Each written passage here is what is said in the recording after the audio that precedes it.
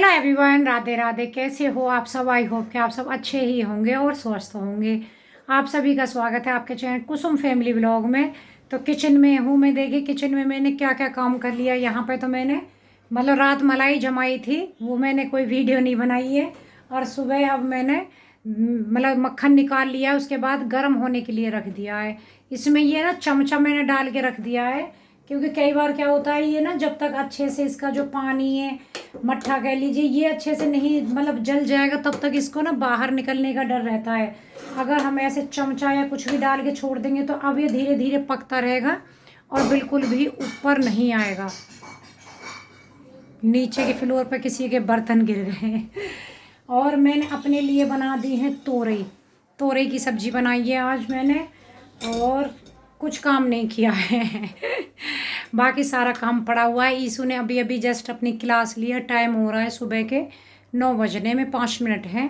तो बस सब मैं यहाँ पे तोरई बना के, देखो मैंने एकदम से सिंपल वाली बनाई है। आपको दिखाती हूँ बैक कैमरे से।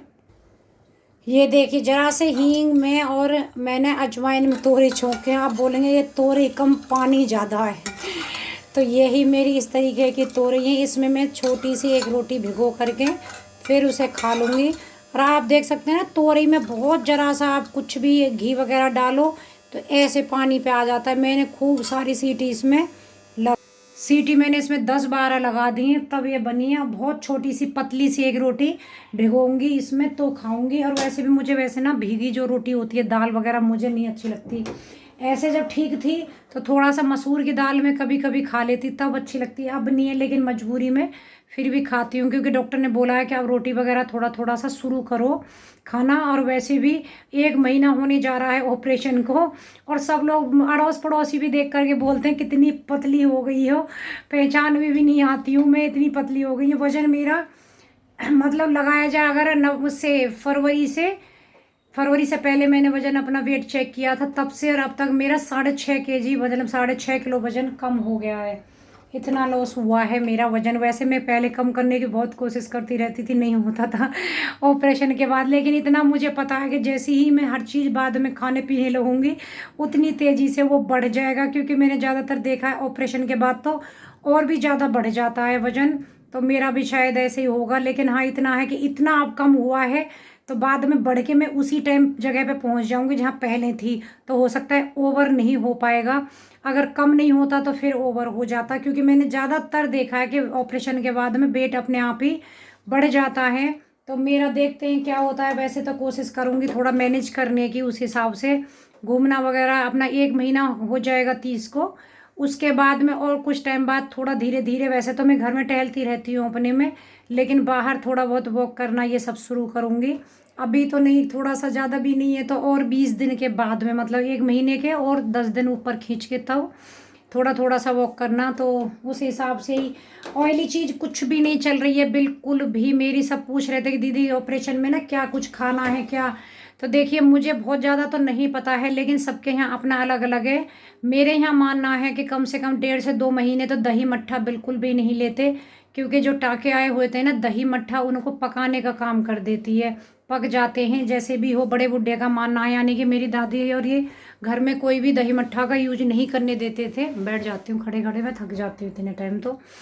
और दूध भी मैं 1 महीने तक नहीं, अब 2-3 दिन से मैं हल्का सा मतलब आधा कप दूध में पत्ती लगा के लेती हूँ 2-3 दिन से ही सिर्फ, और 1 बिस्किट साथ में बस सुबह में वो। उसके बाद में पूरा दिन नहीं, अगले ही सुबह लूँगी। और दूध बिल्कुल भी नहीं। 1-1.25 महीने तक हमारे यहाँ दूध चिकनाई कुछ भी ऐसे नहीं खाते हैं ऑपरेशन में। सिर्फ सिंपल ही अपना खाना वो जो रहता है हमारा, जैसे खिचड़ी हो गई, दलिया हो गई, यही सारी चीज़ें खाते हैं। और मुझे कमेंट था कि दीदी आप दलिया ना दूध वाला लो, वो ज़्यादा हेल्दी रहेगा। तो मैंने जैसे बताया कि हमारे यहाँ 1-1.5 महीने तक दूध के कोई प्रोडक्ट है या दूध वगैरह ऐसे नहीं लेंगे। बस एक चाय में ले सकते हैं, मतलब पत्ती लग जाती है तो उसमें, क्योंकि दूध वाली जो चीज़ होती है थोड़ा सा पचने में दिक्कत करती है, तो इस वजह से। और वैसे भी चिकनाई के लिए बोलते ही है कि ऑपरेशन के बाद चिकनाई नहीं जल्दी से खानी चाहिए। तो इस वजह से मैं अभी ऐसा कुछ भी नहीं ले रही हूँ। बस यही हल्का फुल्का मेरा वही तोरई, दाल का पानी और लौकी है, 3। तो ये मेरी सब्जी दाल चल रही है, मतलब मूंग की दाल है, लौकी, तोरई और खिचड़ी या दलिया। बस ये मेरा खाना चल रहा है। फ्रूट में मेरा पपीता नहीं चल रहा है बिल्कुल भी। पपीता पहले चल रहा था, अब डॉक्टर ने मना कर दिया। खरबूजा और तरबूज, ये दो चीज़ मैं फ्रूट में, वैसे डॉक्टर ने बोला है कि पपीता और अमरूद छोड़ के सब खा सकती हो, लेकिन मैं ये दो ही चीज़ ले रही हूँ अभी बस। क्योंकि अनार हैवी होता है, गैस बनाती है मुझे एप्पल, मैं कभी बहुत कम ही खा पाती हूँ, मुझे एप्पल सूट नहीं हो पाता, इसलिए वो भी नहीं खाती हूँ। और नारियल पानी, क्योंकि जूस जो भी पी रही हूँ ना, हर मार्केट से अगर ले रहे हैं तो वो हल्का सा खट्टापन और मेरे गले में जलन होने लगती है, इसलिए मैं फ़िलहाल बस नारियल का पानी ले रही हूँ। तो यही सब मेरा खाना चल रहा है। और 3 टाइम की दवा तो ढेर सारी है ही है, तो आधा पेट तो दवा भरने में, मतलब 2 गिलास पानी से दवा ली जाती है।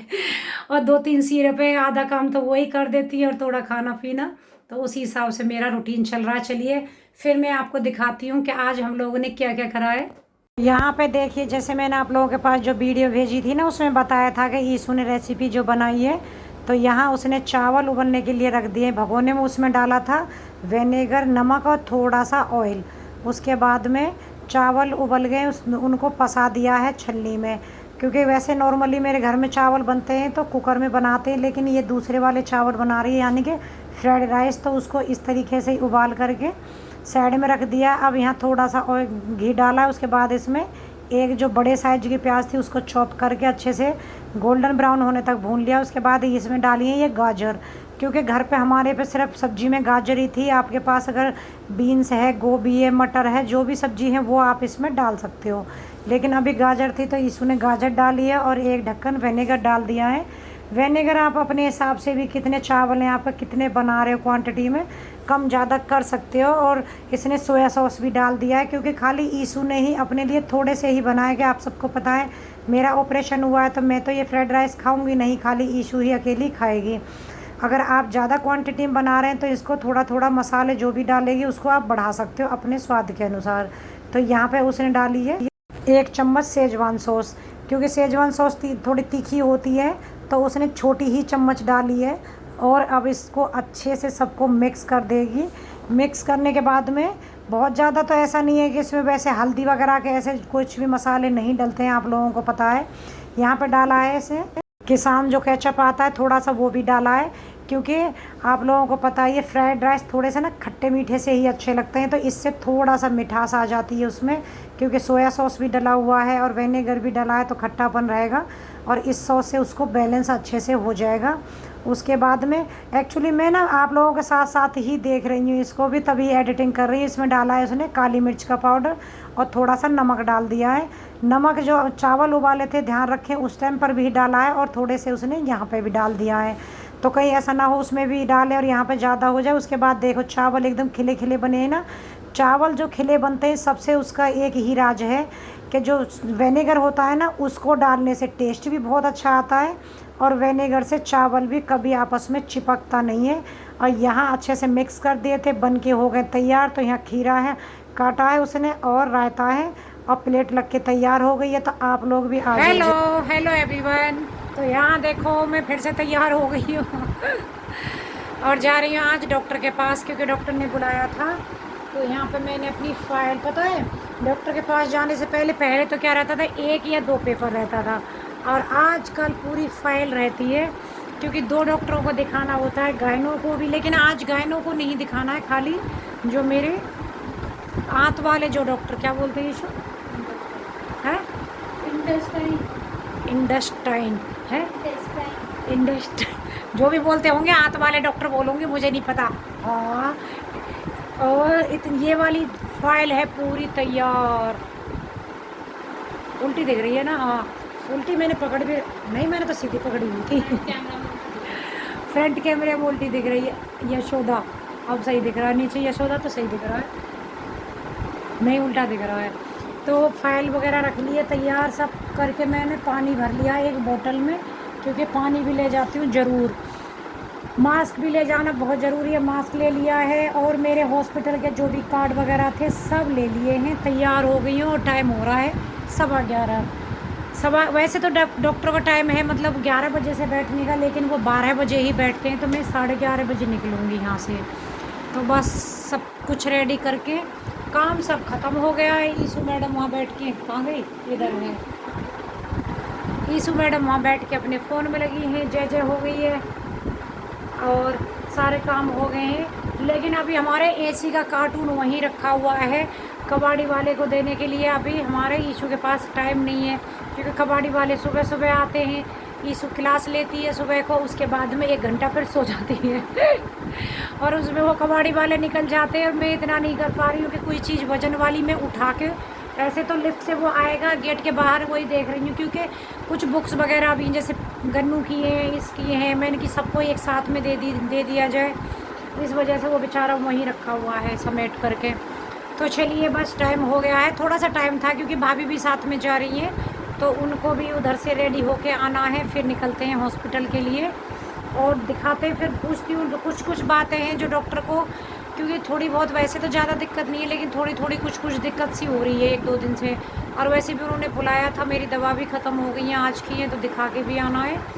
और अब अगली बार बुलाते हैं या बस अब तक ही बुलाते हैं पता नहीं है, देखती हूँ अभी तो डॉक्टर के पास जाके। और पता है डॉक्टरों को भी सच्ची में बड़ी कभी ना मुझे बड़ी गुस्सा सी भी आ जाती है। जाएंगे इतने गुस्से डॉक्टर को, बहुत सारे सवाल लेके जाएंगे, ये पूछेंगे वो पूछेंगे। वहाँ जाते हैं डॉक्टर खुद से पूछते रहिए और हम बताते रहेंगे, उसका कोई रिप्लाई भी नहीं देते, बस लिखते जाएंगे दवा दे दी, अच्छा जी इन दवा को खा लेना, ये कर लेना, उसके बाद 5 दिन बाद या 10 दिन बाद आना या फिर नहीं आना है। डॉक्टरों के इतने ही सवाल होते हैं, हमारे सवालों का जवाब बिल्कुल भी नहीं देते। तो ये है डॉक्टरों का हाल। मुझे लगे सभी जगह यही है और सभी मेरी तरह परेशान हैं, क्योंकि हमारे पास बहुत सारी लिस्ट होती है पूछने के लिए और उनको क्या लगता है कि ये बहुत सारी चीज़ें छोटी मोटी सबको पूछ रहे हैं फालतू के इनके, लेकिन हमारे लिए वो फालतू के लिए, उन लोगों के लिए वो कुछ बातें फालतू की हो जाती हैं। खैर कोई बात नहीं, चलो चलते हैं। अगर हुआ तो थोड़ा बहुत यशोदा का आप लोगों के साथ में शूट करूँगी। यशोदा मुझे यही रहता है, बहुत सारे पेशेंट इधर से उधर, कोई कैसे भी फ्री लगता है। चलो छोड़ो, क्या अच्छा दिखाना चाहिए हॉस्पिटल के अंदर का क्या दिखाएं। आप लोगों को पता ही है हॉस्पिटलों में मरीज ही आते हैं, ऐसा तो है नहीं कोई पिकनिक मनाने आ रहा है या भाई कुछ इंजॉय हो रहा है वहाँ पे। तो चलिए मिलते हैं फिर आप लोगों को बाद में। अरे आ गई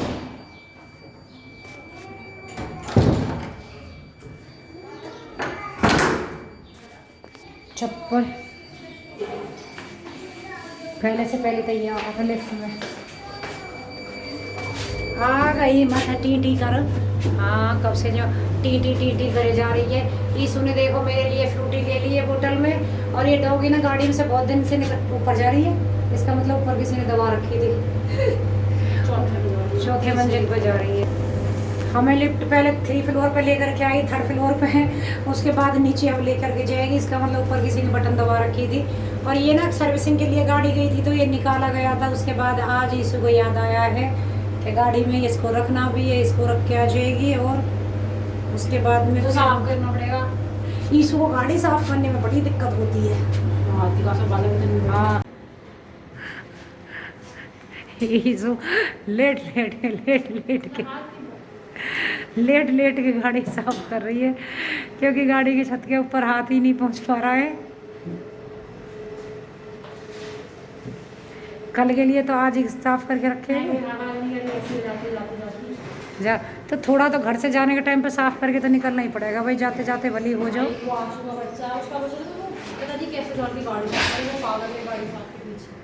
इसके नीचे देखना क्या छल्ला सा पड़ा है नीचे, बोनट के नीचे। अच्छा, और हमारा हेलमेट मिला ही नहीं, हमारी से किसी ने हेलमेट चोरी कर लिया, पता नहीं कितने चोर हैं। और ईशू रख करके नया हेलमेट था और उसको रख के कुछ सामान लेने चली गई, क्योंकि डिग्गी में नहीं रखा जाता ना फिर सामान, उसकी वजह से। और पास में गई थी तो हेलमेट भी नहीं लगाया और किसी ने चोरी कर लिया पार्किंग में से, चोर कहीं के। पता नहीं शर्म नहीं आती लोगों को। चलिए चलते हैं।